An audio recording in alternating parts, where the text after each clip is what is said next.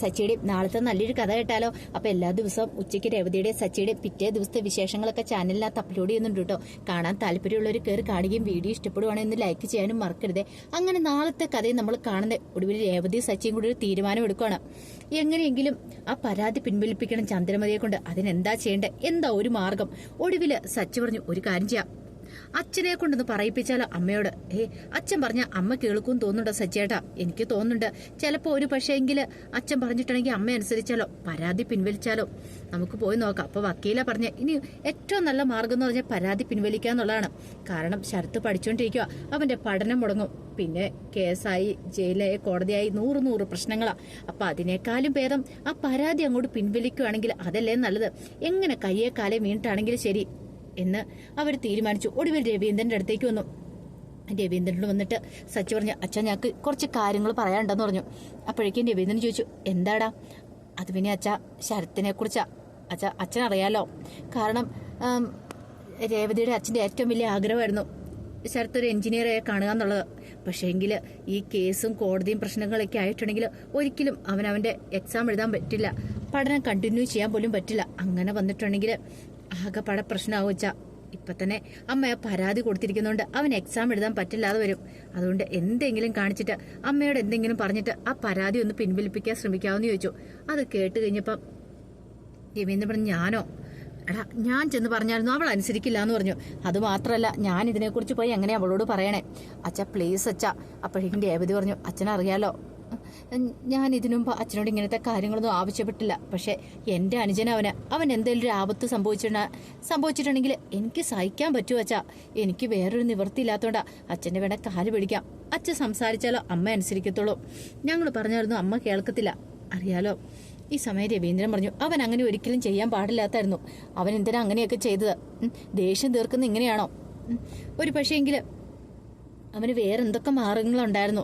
ആ സമയം സച്ചു പറഞ്ഞു, അച്ഛനറിയാലോ അതിന് കാരണം എന്താന്ന്. അവനെ പ്രകോപിപ്പിച്ചതുകൊണ്ടാണ്. അവൻ ഈ വീട്ടിലേക്ക് മര്യാദയ്ക്ക് ക്ഷമ ചോദിക്കാൻ വന്നല്ലേ. അപ്പൊ വേണ്ടാത്ത കാര്യങ്ങളൊക്കെ പറഞ്ഞ് അവനെ വെറുതെ ദേഷ്യം പിടിപ്പിച്ചു. അപ്പൊ അതിന്റെ ദേഷ്യം തീർക്കാൻ വേണ്ടി അവൻ ചെയ്താ, അല്ലാതെ മനഃപൂർവ്വം അവൻ ആരുടെയും പണം അടിച്ചു മാറ്റണമെന്നൊന്നും ഒരാഗ്രഹമില്ലായിരുന്നു, പ്രത്യേകിച്ച് അമ്മയുടെ. അല്ലെങ്കിലും അങ്ങനെ ചെയ്തുകൊണ്ട് എന്ത് പ്രയോജനം കിട്ടുന്നേ? ഒരു പ്രയോജനം കാര്യങ്ങളൊന്നും കിട്ടത്തില്ലല്ലോ. ഇത് കേട്ട് കഴിഞ്ഞപ്പം രേവതി പറഞ്ഞു, അതെ അച്ഛാ, പ്ലീസ് അച്ഛാ, അമ്മയോട് ഒന്ന് സംസാരിക്കച്ചാ. അതിന് ഞാൻ പറഞ്ഞ അവള് കേൾക്കുമെന്ന് എനിക്ക് തോന്നുന്നില്ല മോളെ. അച്ഛനൊന്ന് പറഞ്ഞു നോക്കച്ചാ എന്നൊക്കെ പറഞ്ഞിട്ട് രവീന്ദ്രനെ കൊണ്ട് സമ്മതിപ്പിക്കാൻ തുടങ്ങണം. അപ്പോഴേക്കും സുധി അങ്ങോട്ട് വന്നു. സുധി വന്നിട്ട് പറഞ്ഞു, അച്ഛാ വേണ്ട, ഇതിനകത്ത് ഇടപെടണ്ട. എന്റെ ശരത്ത് കാരണം ഇപ്പൊ എനിക്ക് പോലും കടയിൽ പോകാൻ പറ്റാത്തൊരവസ്ഥയാ. അവൻ എന്ത് പരിപാടിയെ കാണിച്ചു വെച്ചേ. അമ്മ എന്താണെങ്കിലും മാപ്പ് കൊടുക്കും തോന്നുന്നുണ്ടോ അച്ഛന്? ഈ പരാതി പിൻവലിക്കാൻ തയ്യാറാവും തോന്നുന്നുണ്ടോ? ഒരിക്കലും ഇല്ല. അതുകൊണ്ട് അച്ഛൻ ഇതിന് പിന്നാലെ നടക്കേണ്ട കാര്യമില്ല. അല്ലെങ്കിലും അവൻ ചെയ്ത തെറ്റിനുള്ള ശിക്ഷ അവന് കിട്ടുക തന്നെ വേണം. അതിന് അച്ഛൻ ഇനി അവന് ഒത്താശയേണ്ട കാര്യമൊന്നും ഇല്ലാന്ന് പറഞ്ഞു. ഇത് കേട്ടപ്പോ സച്ചി പറഞ്ഞു, സുധി നീ മിണ്ടരുത്, നീ എന്തേലും മിണ്ടിട്ടുണ്ടെന്ന് നിനക്ക് ഞാൻ തരുമെന്നും പറഞ്ഞു ചെന്ന് ആ കോളർ അങ്ങോട്ട് കയറി കുത്തിപ്പിടിച്ചു. ദേ, സഹിക്കുന്നതിനും ക്ഷമിക്കുന്നതിനൊക്കെ ഒരു പരിധിയുണ്ട്. എത്രയാന്ന് വെച്ചാൽ സഹിക്കുന്നത് ക്ഷമിക്കുന്നത് എന്നൊക്കെ പറഞ്ഞിട്ട് കുറെ ചീത്ത അങ്ങോട്ട് പറഞ്ഞു. നീ ആരാന്ന് നിന്റെ വിചാരം? വലിയ പുണ്യാളനോ? നീ വലിയ പുണ്യാളം കളിക്കൊന്നും വേണ്ട.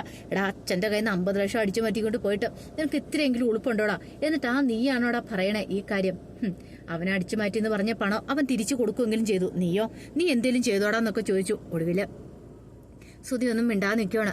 കുറച്ച് കഴിഞ്ഞപ്പോ രേവതി സച്ചിയൊക്കെ പറഞ്ഞു കേട്ടിച്ചപ്പോ രവീന്ദ്രൻ തോന്നി ഒന്ന് സംസാരിച്ചു നോക്കാൻ ചന്ദ്രയോട്. അങ്ങനെ ഒടുവില് ചന്ദ്രയോട് സംസാരിക്കാനായിട്ട് രവീന്ദ്രൻ ഭാമയുടെ വീട്ടിലേക്ക് പോവാണ്. ഈ സമയത്ത് ഭാമ ഒരാപ്പിളൊക്കെ എടുത്തോണ്ട് വരുവാണ് ചന്ദ്രമതിയുടെ അടുത്തേക്ക്. പിന്നീട് ചന്ദ്രമതിയോട് പറഞ്ഞു, ചന്ദ്രേ നീ ഒരു കാര്യം ചെയ്യുക, എന്തേലും കഴിക്കുക, ഞാൻ ഈ ആപ്പിൾ ചെത്തി തരാന്ന് പറഞ്ഞു. വേണ്ടാന്ന് പറഞ്ഞു. അതെന്താ? വീട്ടിൽ നിന്ന് പോകുന്നതുകൊണ്ട് വേണ്ടായിരിക്കൂല്ലേ? രവിയേട്ടനെ കുറിച്ചുള്ള ചിന്തകളാണോ നിനക്ക്? അതാണോ കാര്യം? പിന്നെ എന്താ നിനക്ക് രവിയേട്ടനോട് സ്നേഹം ഇല്ലെന്ന് ചോദിച്ചു. പിന്നെ സ്നേഹമൊക്കെ ഉണ്ട്, എനിക്കറിയാം. നീ എന്തൊക്കെ പറഞ്ഞാലും നിനക്ക് രവിയേട്ടനോട് സ്നേഹം ഉണ്ടെന്ന്. ഇപ്പൊ വീടിനെ കുറിച്ചുള്ള ചിന്തകളായിരിക്കില്ലേ? അത് കേട്ടപ്പോ ചന്ദ്രമതി പറഞ്ഞു, വീടിനെ കുറിച്ചുള്ള ചിന്തകള് അവൾക്ക് വേണ്ടിയിട്ട് രവിയേട്ടൻ എന്നെ അവിടെ നിന്ന് ഇറക്കി വിട്ടില്ലേ? നിന്നെ ഇറക്കി വിട്ടല്ലോ ചന്ദ്ര, നീ തനിച്ചിറങ്ങി പോന്നതല്ലേ? എന്നാലും രവിയേട്ടൻ അങ്ങനെ ചെയ്യാൻ കൊള്ളായിരുന്നോ എന്നൊക്കെ പറയുന്ന സമയത്താണ് രവീന്ദ്രൻ അങ്ങോട്ടേക്ക് വരുന്നത്.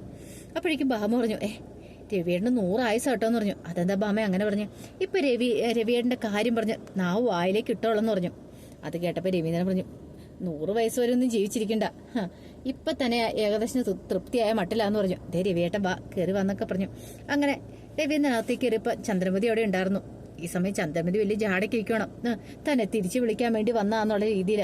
അപ്പോഴേക്കും ഭാമ പറഞ്ഞു, നിങ്ങൾ സംസാരിച്ചിരിക്കുക, ഞാൻ ആ കടയിലൊന്ന് പോയിട്ട് വരാം എന്ന് പറഞ്ഞിട്ട് പുറത്തേക്ക് ഇറങ്ങി. അവർക്ക് തനിച്ച് സംസാരിക്കാനായിട്ട് ഒരവസരം കൊടുത്താണ്.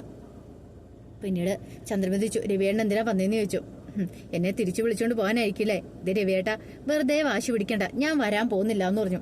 അവളുള്ള വീട്ടിലേക്ക് ഞാൻ വരത്തില്ല, അല്ലെങ്കിൽ ഞാൻ എന്തിനാ വരുന്നേ? രവിയേണ്ണ അവളോടല്ലേ കൂടുതൽ താല്പര്യം. ഇത്രയും കാലം കൂടെ കഴിഞ്ഞിരുന്ന ഭാര്യയെ വേണ്ട, അവളെ മതിയല്ലേ? ചന്ദ്രേ, ഞാൻ അതിനെക്കുറിച്ചൊന്നും സംസാരിക്കാൻ വന്നതല്ല. പിന്നെയോ, നീ ഒരു കാര്യം ചെയ്യണം, ആ പരാതി പിൻവലിക്കണം. ശരത്തിനെതിരെ കൊടുത്തേ പരാതി പിൻവലിക്കാനോ? ഓഹോ, അപ്പം രേവതിയും സച്ചിയും കൂടെ ഇളക്കി വിട്ടിട്ട് വന്നിരിക്കുമല്ലേ? കൊള്ളാം, സൂപ്പറായിട്ടുണ്ട്. ഞാൻ പിൻവലിക്കുമെന്ന് രവിയേണ്ണന് തോന്നുന്നുണ്ടോന്ന് ചോദിച്ചു.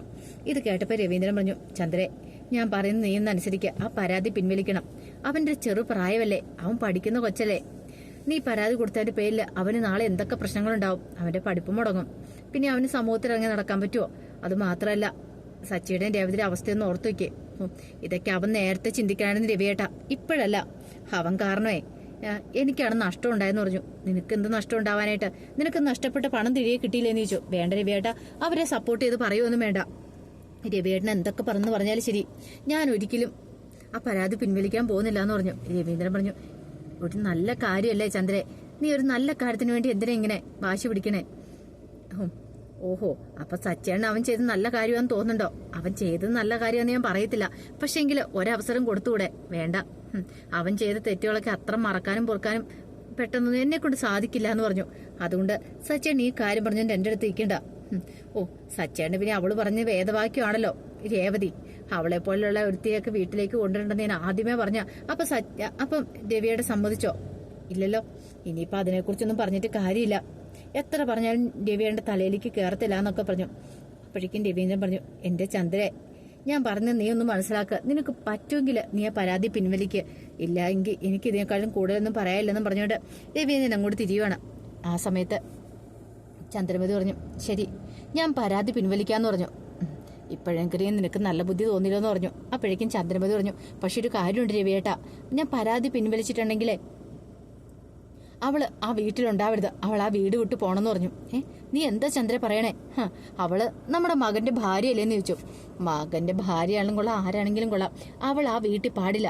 എനിക്ക് അവളോടത്ത് താമസിക്കാൻ ബുദ്ധിമുട്ടുണ്ട്. അവളെ പറഞ്ഞു വിടണം. അങ്ങനെ ഉറപ്പുണ്ടെങ്കിൽ മാത്രം ഞാൻ ഈ പരാതി പിൻവലിക്കാന്ന് പറഞ്ഞു. രവീന്ദ്രൻ പറഞ്ഞു, അതൊരിക്കലും നടക്കുന്ന കാര്യമല്ല ചന്ദ്രേ. അതിന് വേണ്ടിയിട്ട് നീ വാശി പിടിക്കുകയും വേണ്ട. അത് ഞാൻ സമ്മതിക്കുന്ന കാര്യമല്ല. ഓ, അങ്ങനെയുണ്ട് കാര്യം ചെയ്യുക, പരാതി ഞാൻ പിൻവലിക്കൊന്നുമില്ല. എന്താന്ന് വെച്ചാൽ നിങ്ങൾ ചെയ്യുക എന്നൊക്കെ പറഞ്ഞു. രവീന്ദ്രൻ പറഞ്ഞു, ശരി ആയിക്കോട്ടെ, നിന്റെ അങ്ങനെ ഇഷ്ടം അങ്ങനെയാണ്, അങ്ങനെ തന്നെ നടക്കട്ടെ എന്ന് പറഞ്ഞ് രവീന്ദ്രൻ അങ്ങോട്ട് പോകാനിറങ്ങുമ്പോഴത്തേനും ശ്രുതിയും ശ്രുതിയും കൂടെ അങ്ങോട്ടേക്ക് വരുവാണ്. അങ്ങനെ അവര് വന്നു കഴിഞ്ഞപ്പോഴത്തേനും ശ്രുതി ചോദിച്ചു, എന്താ അച്ഛൻ എന്താ ഇവിടെ വന്നേ? അമ്മയെ വിളിച്ചോണ്ട് പോകാൻ വന്നോണെന്ന് ചോദിച്ചു. വിളിച്ചോണ്ട് പോകാനോ? അച്ഛനോ? ആ സമയം രവീന്ദ്രൻ അവരെ ശ്രുതിനെ അങ്ങ് തട്ടി മാറ്റിയിട്ട് പുറത്തേക്ക് ഇറങ്ങി പോവാണ്. ചന്ദ്രമതി പറഞ്ഞു, വിളിച്ചോണ്ട് പോകാനൊന്നും വന്നല്ലടാ, പരാതി പിൻവലിക്കുന്ന കാര്യത്തെക്കുറിച്ച് പറയാൻ വേണ്ടി വന്ന. ശരത്തിനെതിരെ കൊടുത്തേ. ആഹാ, കൊള്ളാലോ, അച്ഛനാള് കൊള്ളാലോ എന്ന് പറഞ്ഞു. അതെ, അച്ഛനിപ്പ പരാതി പിൻവലിക്കണം, ഞാൻ അതിന് വേണ്ടിയിട്ട് വന്നാന്ന് പറഞ്ഞു. എന്റെ അമ്മേ, അതിന്റെ ആവശ്യമൊന്നും ഇല്ലാന്ന് പറഞ്ഞു. എന്തിനാ പരാതി പിൻവലിക്കുന്നേ? അവന്റെ കുറ്റം ചെയ്തിട്ടുണ്ടെങ്കിൽ അവനെ അനുഭവിക്കട്ടെ എന്നൊക്കെ പറഞ്ഞു. അപ്പോഴേക്ക് ശ്രുതി പറഞ്ഞു,